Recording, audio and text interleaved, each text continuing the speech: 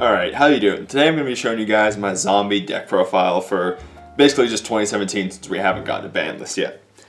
Now, this is my favorite deck of all time and I think I've got it running probably the best that I ever have, so I figured it's about the right time to show it off. So, here we go. Starting off, we have 3 Unizombie. You pretty much have to run 3 of them. There's really no other way to do it just because he's what gets everything started. He's basically the key point of your engine, so you have to see him as much as possible. You have to see him so much in fact we run 3 Shiranui Solitaire, which is basically in there just to turbo into your Unizombie. Next we have 3 Mizuki. Pretty self-explanatory, every zombie deck ever has pretty much ran 3 Mizuki and probably always will just because this is what gets stuff back in the grave, this is what gets stuff back from the grave, and it's zombies so obviously you're going to be using the grave. Next we have another card to recover from the grave a little bit, Zombie Master. I have him at 2 because although he's dead, early game if you don't open the grave's hand, but if you have stuff you have to get rid of in your hand, he's the best card to do it with. Like say you open him in a Mizuki and something in grave, like or a Foolish, something like that, he can ditch the Mizuki, bring something back, and just extend plays a lot. And there we have 1 Goblin Zombie. Now this one with Zombie Master is pretty much player preference. You could either do 2 Goblin Zombie, 1 Zombie Master, or 1 Goblin Zombie, 2 Zombie Master. I'm going 2 Zombie Master just because I'm a combo player. So I'd like to see it more, but the searching off Goblin Zombie also helps extend combos. Like you could add a Mizuki to hand, then ditch it off of something else and just keep your plays going. So I definitely at least run 1. Next up we have even more combo cards, 2 Shiranui Spirit Master. Now he specials a Shiranui monster from the hand or grave, which is important because late game he can help you recover by bringing back a Solitaire, or first turn you could summon him, summon the Solitaire, and just go off from there. For our last zombie monsters we have 2 Shiranui Spectral Sword. He has replaced Plague Spreader in pretty much every way, just because he's a level 2 tuner, and although he doesn't bring himself back from the grave, he can banish himself and another zombie type monster from the grave to special summon a zombie type synchro monster equal to their levels added in grave. Now the main play you're going to want to make with him is to have him in grave along with one of your Solitaires. So if you have him and one of your Solitaires in grave, you can banish those 2 to special out any level 6 zombie synchro. Usually you'll just go for this guy. So you bring him out. Solitaire's effect when he's banished is you can special summon one of your banished type zombie monsters with 0 defense. So whenever he's banished, you can bring back the Spectral Sword, sync for 8, and go into any 8 you need. At that point, you're probably going to go and do a Crystal Wing, but it's pretty much whatever you need at that point. So that's why he's in there, and just if you can set that up in grave and keep it going, especially because he goes back to grave whenever obviously whenever you sync with him again, so next turn you can just do it all over again. He's really what keeps you going late game. Now for our non-zombie masters, we have 2 Summoner Monk. Now these are 8th Unizombies, because basically what you're going to use him for is to summon him, ditch a spell, get out your Solitaire, summon a Unizombie, and go off from there. But if it's already later, you could bring out Mizuki, a Zombie Master, a Goblin Zombie, anything you need, but primarily he's a first turn card just to get to your Unizombie even faster. Now one of the combos with him is you'll null summon your Summoner Monk, ditch one of your spells to special out your Solitaire, tribute him off to go into your Unizombie.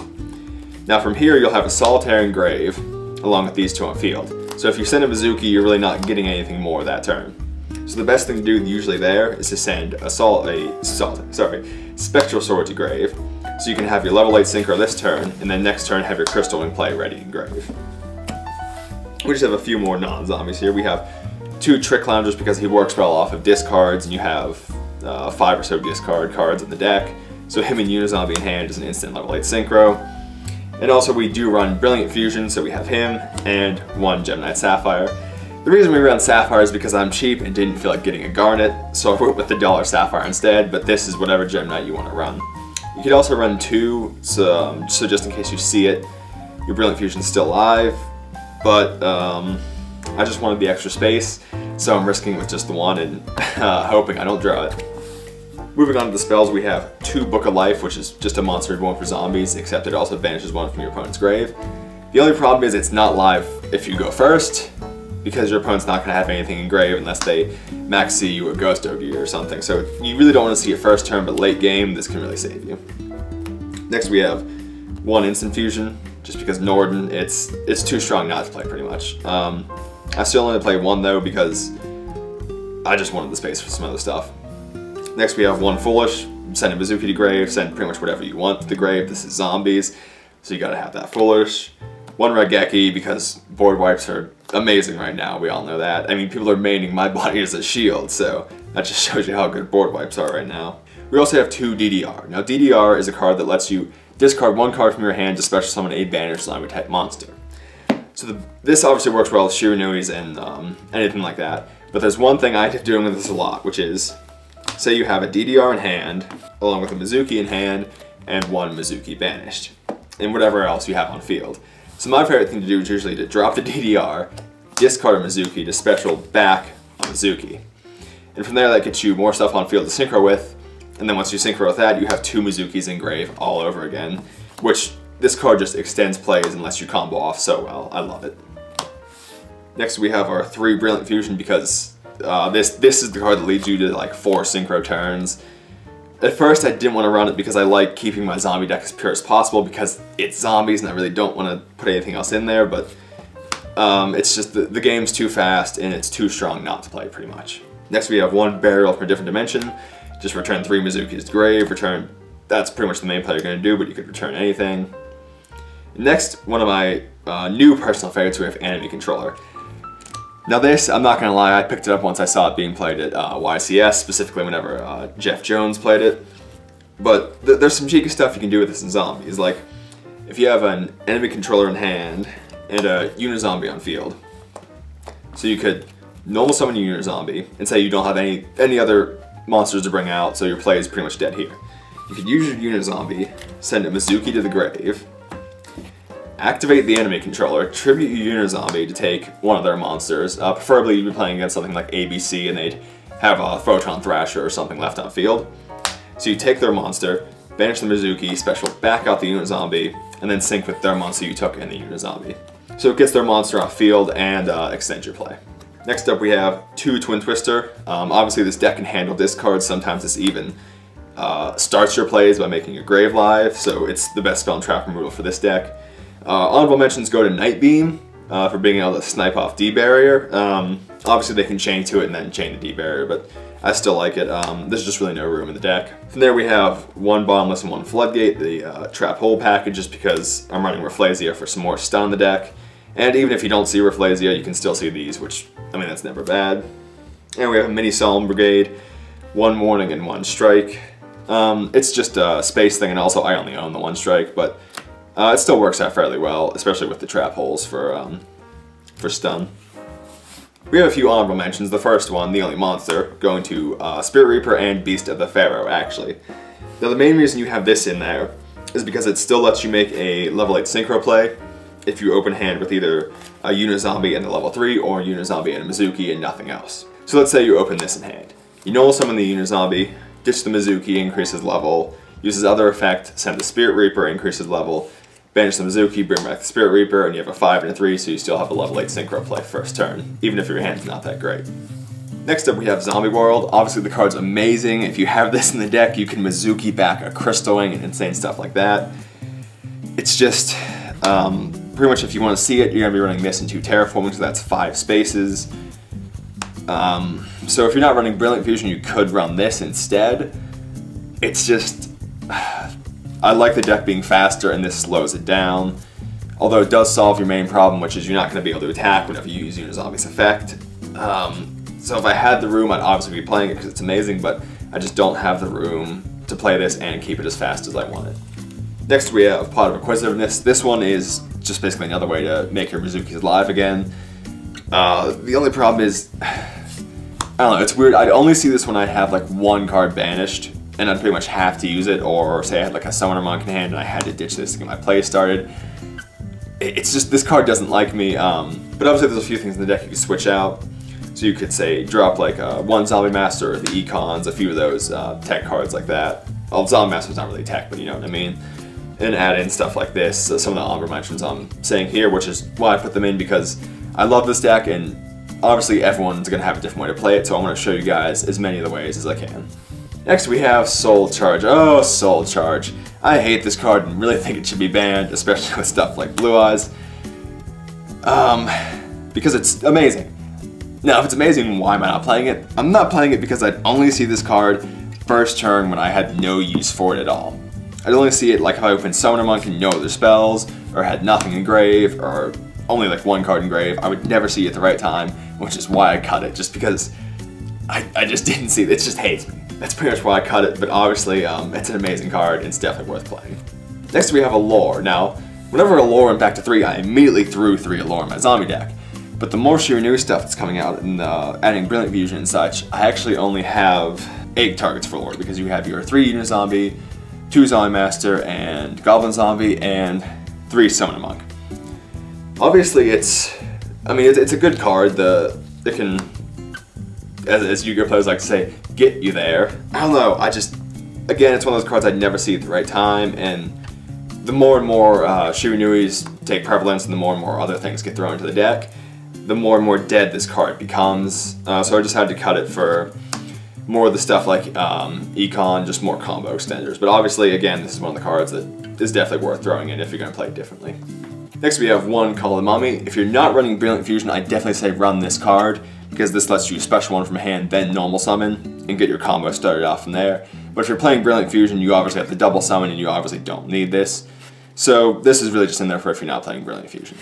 And finally we have Call the Haunted. I was maining this at 2 before I put Brilliant Fusion in. It was either cut this or cut DDR, and I'm a combo-based player, and DDR just can give you so much advantage that this went instead. But again, this is another one that's definitely worth throwing in if you're going to play things differently. And I have Ultras. Alright, I'm going to do the side deck really quickly just because I'm not going to go through my entire side because, you know, siding just depends on what's in the meta, you know, what you're playing. And I'm going to be honest, I haven't updated mine for a little bit. So I'm just going to name pretty much the most interesting card, which is you can side Dark Law and Mass Change 2. Now, you might be wondering if I'm not playing Allure, why I'd be playing this, if I was complaining about not having enough dark targets. Now the thing is, you're going to see your dark monsters on field more than you will in hand. And that's because with Summoner Monk, with Solitaire, with all that stuff, you're going to be trying to get to Unit Zombie as fast as possible. So you can get to your Unit Zombie and then Mass Change it, bring out Dark Law, ditch Mizuki, bring the Unit Zombie back. So this can actually give you a few pluses, and it's still live because you're going to always have darks on field pretty much. Especially with your Synchros too, you have a few dark Synchros you could use. So I think this is definitely still worth keeping in the side, and obviously as long as stuff is plussing in the grave, this is going to be good. Alright, now onto the extra deck. First thing we play is 2 Beals. Alright, first thing I'm going to say, if you have an Omega, immediately cut one of those and put the Omega in. I just have 2 Beals in here because I don't happen to have an Omega, but if I did, one of these would definitely be, I'd definitely take one of these out for an Omega because putting Mizuki's back in the grave is way too strong. Next we have our 1 Void Ogre because there's a lot of times we are going to be dumping your entire hand, and that Spell and Trap Negate can be pretty clutch. 1 Crystal Wing, it's Crystal Wing. You can make it instantly with a Spectral Sword and Solitaire and Grave.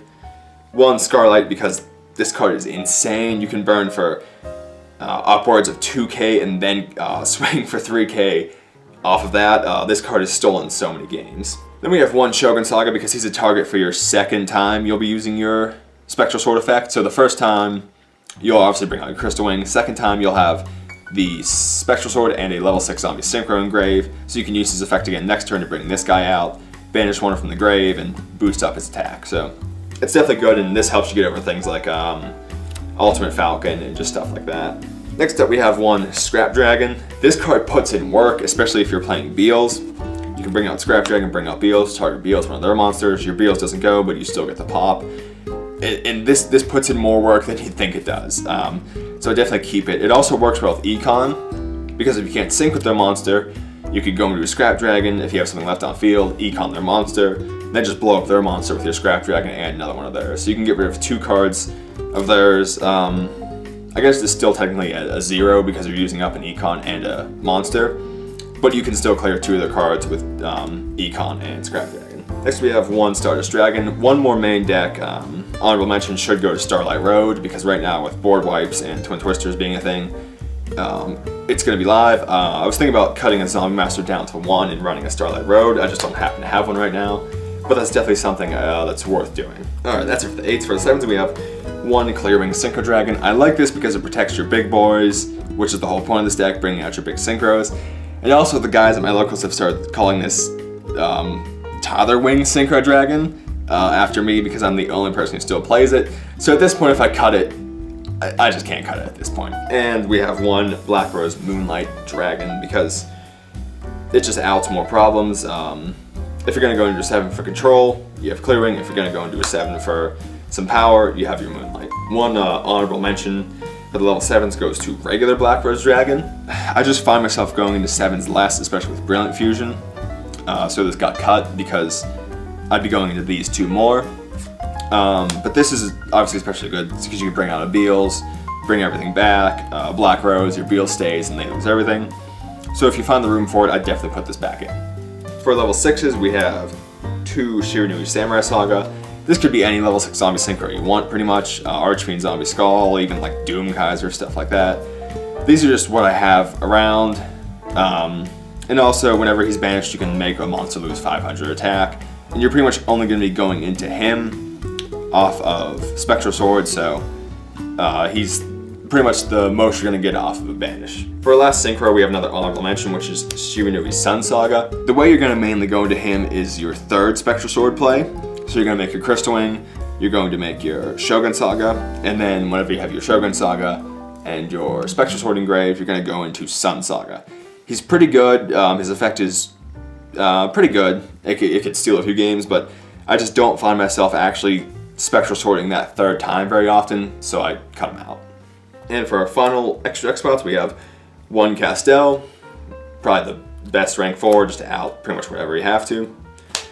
1 Rafflesia for stun, and our instant fusion target, 1 Elder Entity Norden. Pretty self-explanatory there. It's too powerful not to run, and I definitely see you getting hit soon whenever the ban list drops. Alright guys, and that is it for my zombie deck profile for 2017, basically.